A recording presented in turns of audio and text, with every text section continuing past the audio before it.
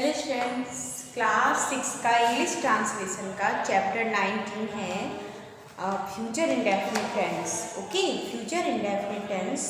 तो स्टार्ट करते हैं। चैप्टर का नेम है फ्यूचर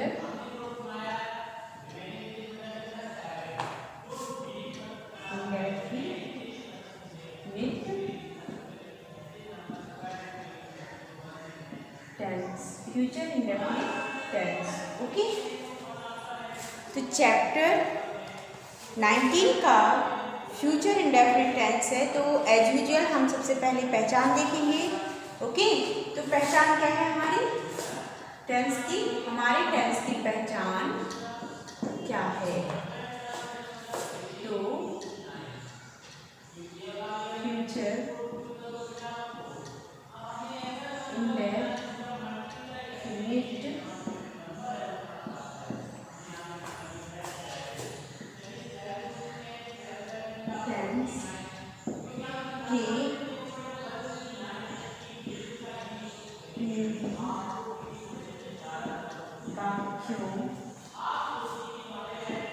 के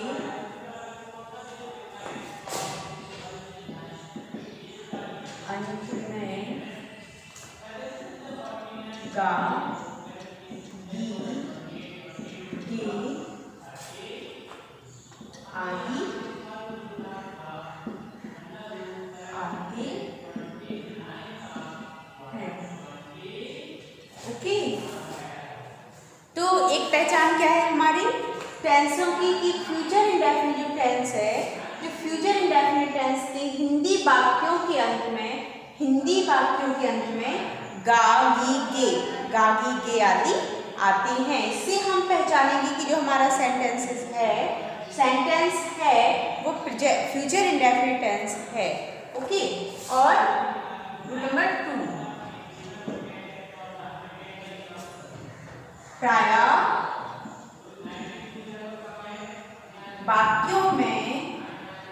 प्रायः वाक्यों में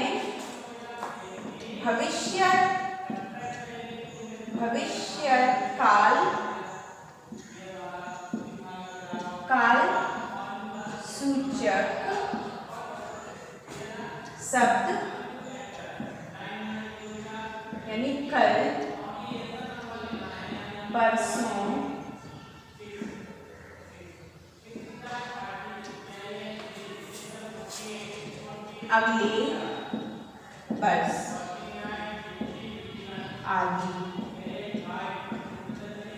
अगले वर्ष आदि भी आते हैं। एक तो हमने कैसे पहचाना, गा गी गे आता है। सेकंड हमारा है प्रायः वाक्यों में जो भविष्यकाल सूचक शब्द होते हैं, जैसे कल, परसों, अगले वर्ष, ठीक है, वो भी शब्द हमें देखने को मिलते हैं इस वाक्यों में। और इस काल के वाक्यों से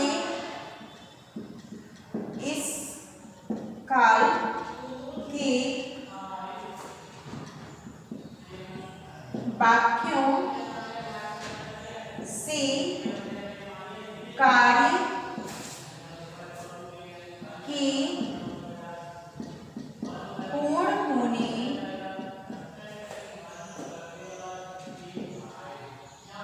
अपूर्ण रहने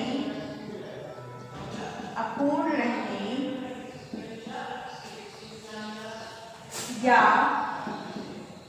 लगातार होते रहने के विषय में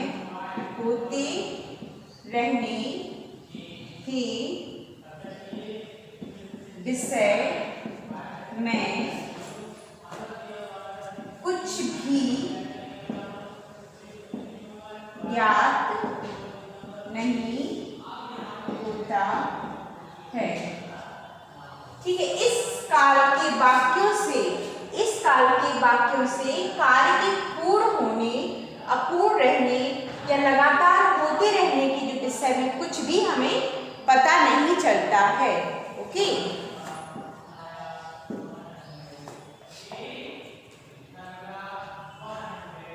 कुछ वाक्य ऐसे होते हैं, कुछ वाक्य ऐसे होते हैं जिसमें बोलने वाला सुनने वाले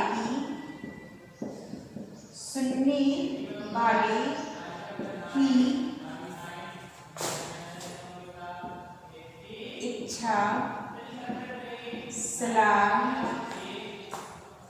विचार आदि जानने के लिए प्रश्न पूछता है।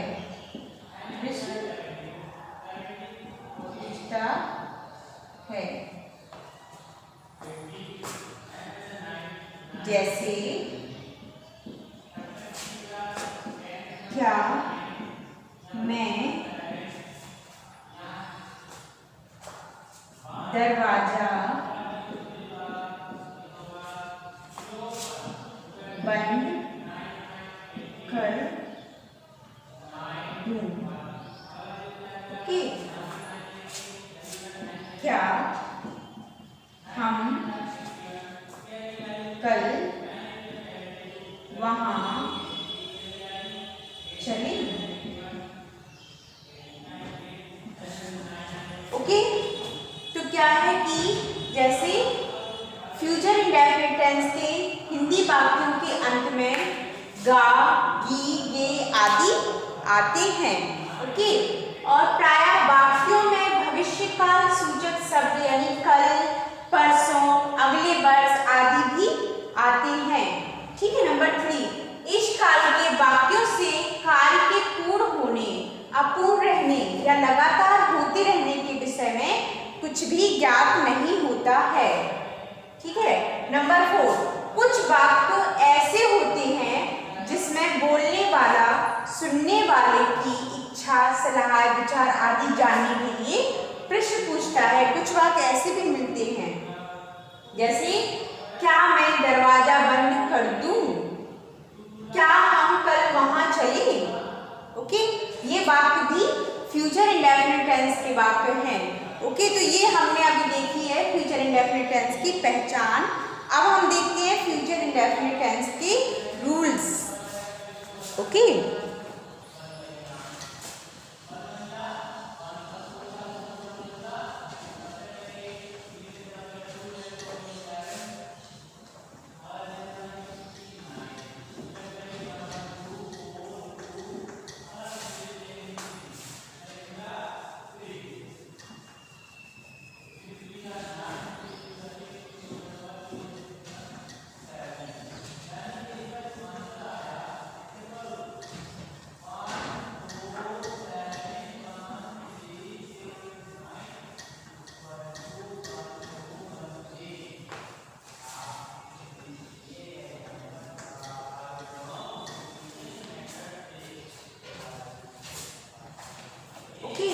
देखते हैं हम।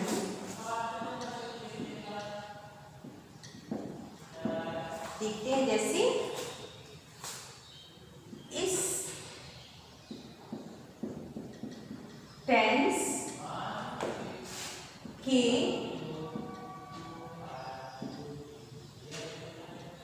अंग्रेजी वाक्यों में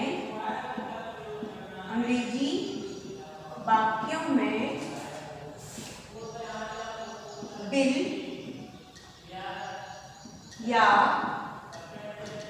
सेल के साथ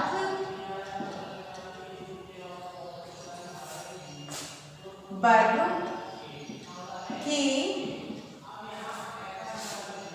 प्रेजेंट टेंस या फर्स्ट फॉर्म का प्रयोग किया जाता है, या फर्स्ट फॉर्म का प्रयोग किया जाता है। इस टेंस के अंग्रेजी वाले वाक्यों में, इस टेंस के अंग्रेजी वाक्यों में विल या शैल के साथ वर्ब के प्रेजेंट टेंस या फर्स्ट फॉर्म का प्रयोग किया जाता है। ओके, क्या करते हैं, विल या शैल का यूज करते हैं और जो वर्ब है वो फर्स्ट फॉर्म उसका यूज किया जाता है। ओके, और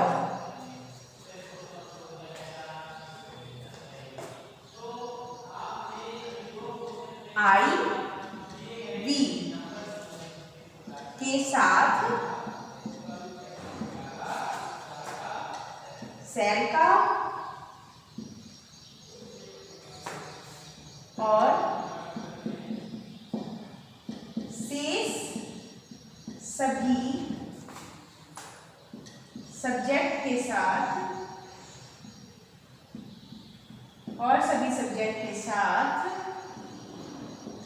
विल का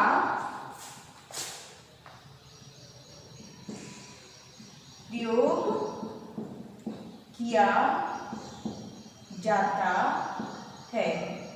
ओके, जैसे आई और वी के साथ हम शैल का यूज करेंगे और जो से सभी जो सब्जेक्ट होते हैं उनके साथ विल का प्रयोग किया जाता है। ओके, अब हम चलते हैं एफर्मेटिव, नेगेटिव और इंट्रोगेटिव यानी सेंटेंसेस की ओर। ओके,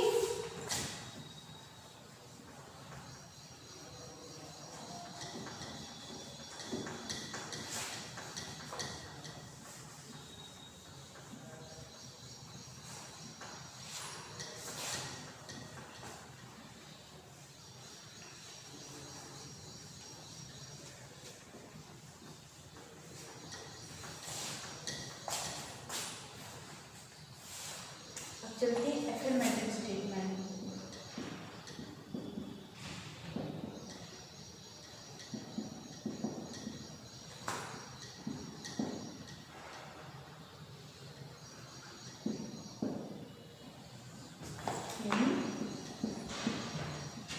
सकारात्मक वाक्यों में, सकारात्मक वाक्यों में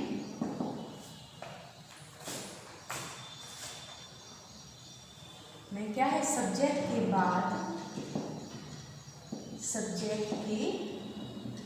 बाद will, shell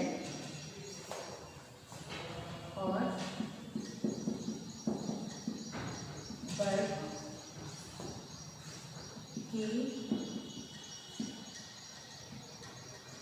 present tense, verb के प्रेजेंट टेंस यानी फर्स्ट फॉर्म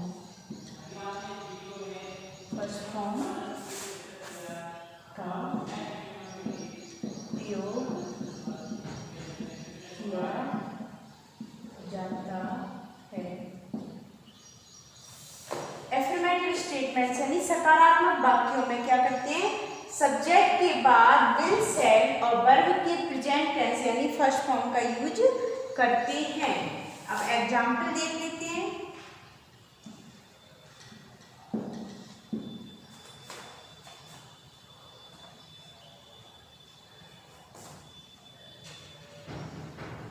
मैं उसके प्रश्न का उत्तर दूंगी। मैं उसके प्रश्न का उत्तर दूंगी। ठीक है, तो पहचान क्या है हमारी, गा है, गी है, गे है। ओके, ये हमारी पहचान है। और हेल्पिंग वर्ब हम इसमें विल या शैल का यूज करते हैं और वर्ब की फर्स्ट फॉर्म का यूज करते हैं। ओके, तो आई के साथ हम हेल्पिंग वर्ब कौन सा यूज करेंगे, shall. I shall reply, verb की फर्स्ट फॉर्म का यूज करेंगे टू हर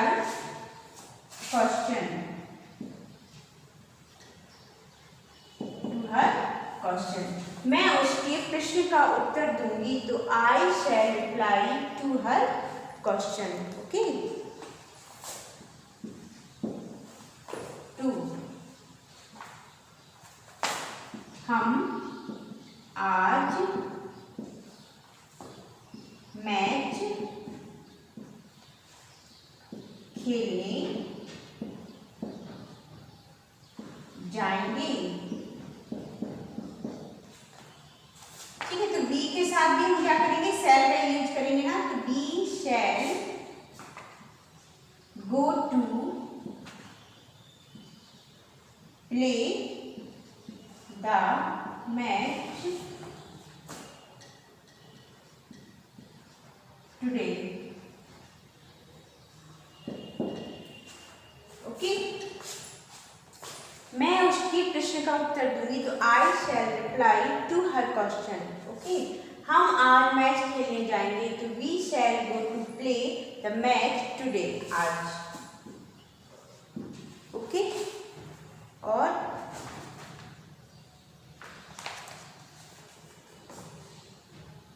हवाई जहाज बिल्कुल ठीक समय पर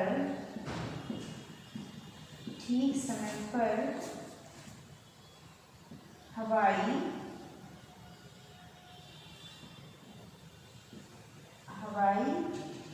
अड्डे पहुंचेगा। ओके, तो द एरो द एरोप्लेन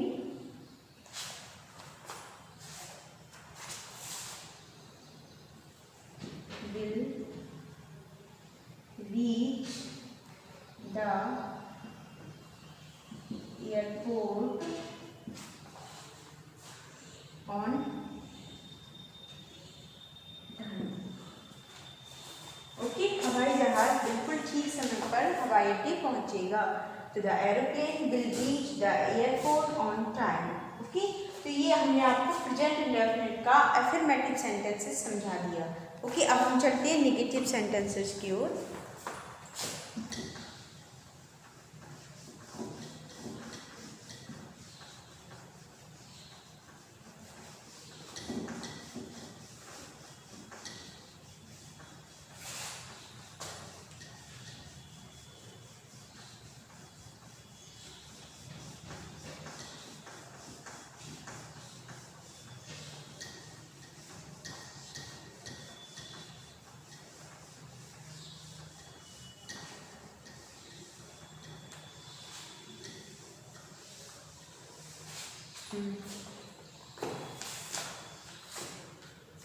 ठीक है, नंबर 2 नेगेटिव सेंटेंस।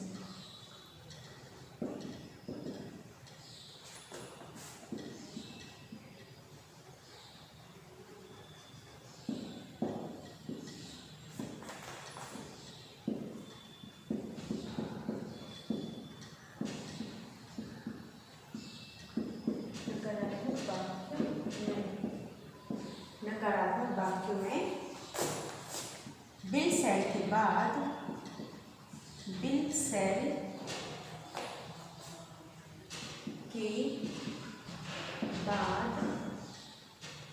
नॉट का उपयोग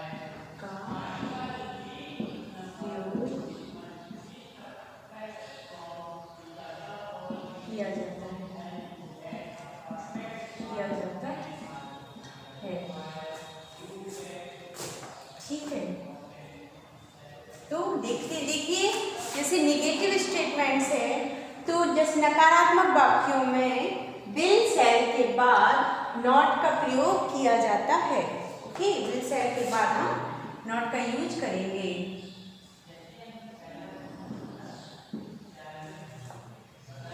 जैसे वह झूठ नहीं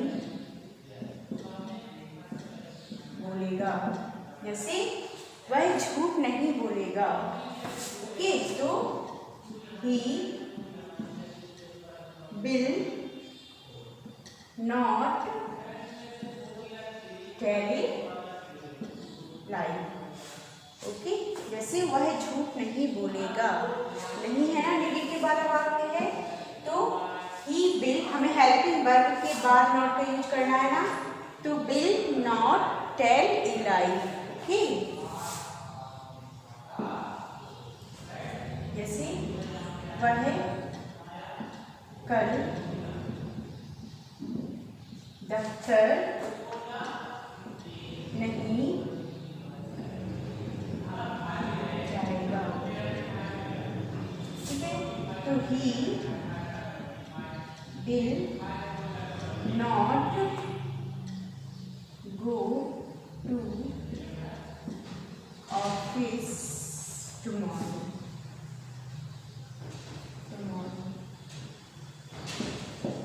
ओके, हमें क्या करना है, हेल्पिंग वर्ब यानी विल सेल के बाद नॉट का यूज करना है। ओके, जैसे निधि वहाँ 3 दिन नहीं ठहरेगी। ठीक है, निधि will not stay here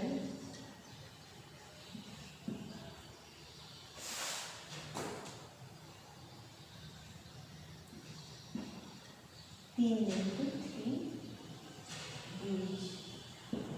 okay, जैसे निधि वहाँ 3 दिन नहीं ठहरेगी, तो Nidhi will not stay there 3 days।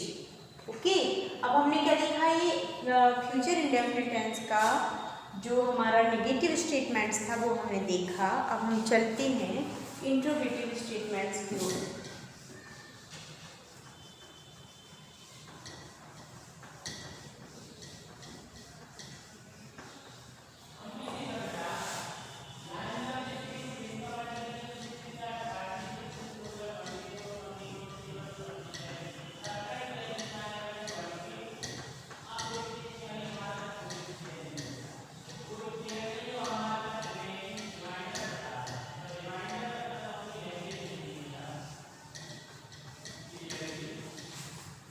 Okay, अब हम चलते हैं इंट्रोगेटिव स्टेटमेंट्स की ओर।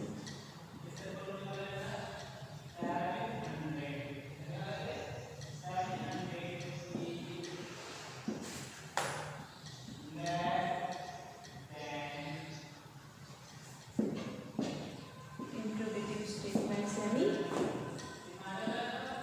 प्रश्नवाचक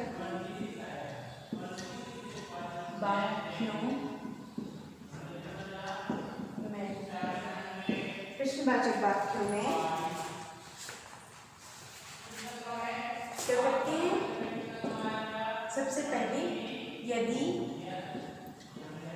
वाक्य क्या से आरंभ हो तो सब्जेक्ट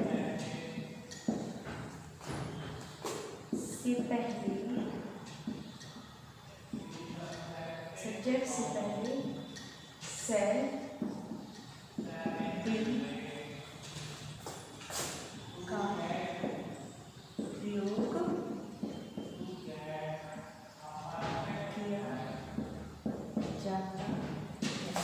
ठीक है, यदि वाक्य क्या से आरंभ हो, यदि वाक्य क्या से आरंभ हो तो सब्जेक्ट से पहले सेल या विल का प्रयोग किया जाता है। ओके, सब्जेक्ट से पहले हेल्पिंग वर्ब का यूज किया जाएगा। नंबर 2, जैसे वेयर, हाउ, विच, भाट, भाई आदि आदि प्रश्नवाचक शब्दों का प्रयोग सेल बिल से भी पहले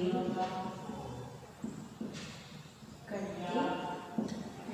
ठीक है, देखिए जैसे वेयर, हाउ, विच, हार्ट, भाई आदि जो प्रश्नवाचक शब्द हैं उनका प्रयोग है सेल और बिल से भी पहले किया जाएगा। और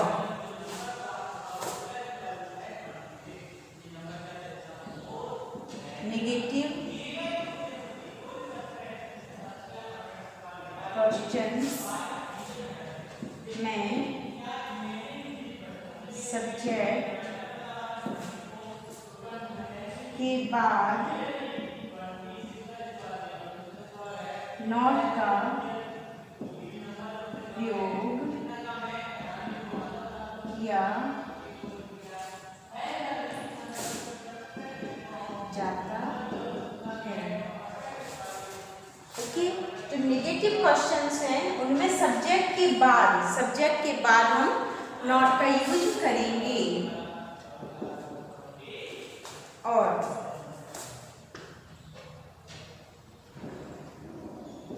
वाक्यों के अंत में प्रश्न चिन्ह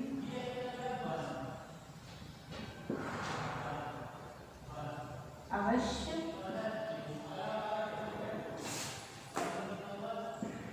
लगाया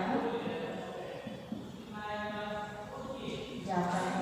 ठीक है, वाक्यों के अंत में प्रश्न चिन्ह अवश्य लगाया जाता है। ओके, तो हमने आपको इंट्रोगेटिव स्टेटमेंट्स यानी प्रश्नवाचक वाक्यों के रूल्स समझा दिए। जैसे यदि वाक्य क्या से आरंभ हो तो सब्जेक्ट से भी पहले हम हेल्पिंग वर्ब को रखेंगे, और अगर वाक्य के बीच में प्रश्नवाचक शब्दों का प्रयोग होता है तो सबसे पहले हम उन प्रश्नों की इंग्लिश बनाते हैं, इसके बाद बिल सेल का यूज करते हैं। और नेगेटिव क्वेश्चंस में सब्जेक्ट के बाद हम नॉट का यूज करते हैं, और लास्ट में हम क्वेश्चन मार्क का यूज करते हैं। ओके, अब हम चलते हैं एग्जाम्पल की ओर।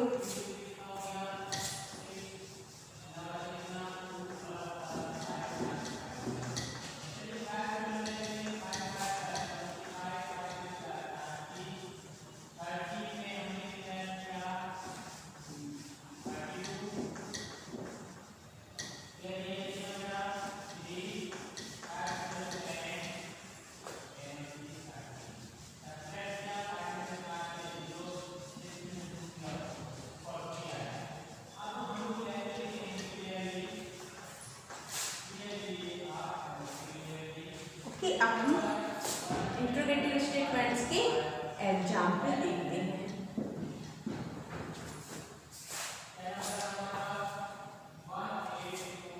क्या वे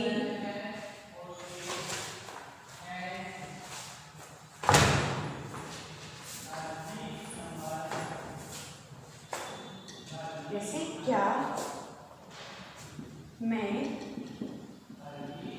तुम्हारी मदद नहीं करूँगा। ठीक है, क्वेश्चन मार्क लास्ट में। हिंदी वाले वाक्यों में भी हमें लास्ट में क्या मिलेगा? क्वेश्चन मार्क मिलेगा। तो जैसे क्या से स्टार्ट है तो हमें क्या करना है? हेल्पिंग वर्ब सबसे पहले लिखनी है, तो आई के साथ क्या लगाएंगे? Shall. I not help you. Okay, और देखते हैं जैसे क्या वह आज नहीं आएगा। ओके, क्वेश्चन मार्क। तो हेल्पिंग वर्ब पहले रखेंगे तो विल ही, हमें सब्जेक्ट के बाद नॉट रखना है, not come today. Okay, question mark. जैसे एक और देख लेते हैं, जैसे बी कहाँ नहीं जाएंगे, क्वेश्चन मार्क। ओके, तो अगर बीच में, अगर हमने क्या देखा था, बीच में प्रश्नवाचक शब्द है तो सबसे पहले हम इसकी इंग्लिश बनाते हैं। तो वेयर, ठीक है, कहाँ, वेयर अब हम हेल्पिंग वर्ब रखेंगे, will they not go, not go, ठीक है, आप क्वेश्चन मार्क लगा देंगे। तो इस तरह से हमने आपको फ्यूचर इंडेफिनिट टेंस के टेंसेस समझाए हैं सारे विद एग्जाम्पल। अब आपको जो एक्सरसाइज दी गई है बुक में वो आपको कंप्लीट करनी है HW वाली, ठीक है, और नेक्स्ट चैप्टर नेक्स्ट वीडियो में देखते हैं। Thank you.